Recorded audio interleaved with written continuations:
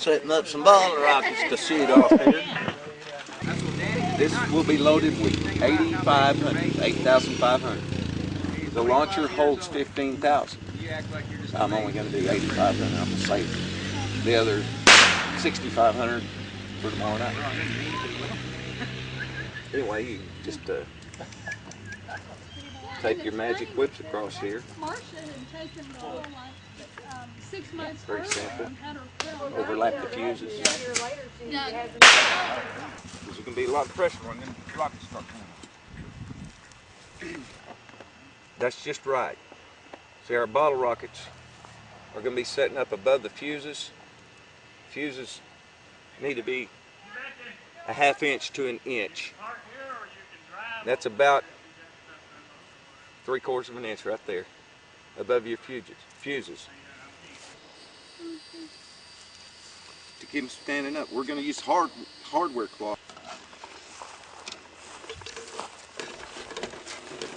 Just like that. Doesn't have to be perfect or anything. Each hole right here, just put them down there just like that, and load her up. I don't know. I'm just curious how you light it. All right, we're loading this rascal up here now.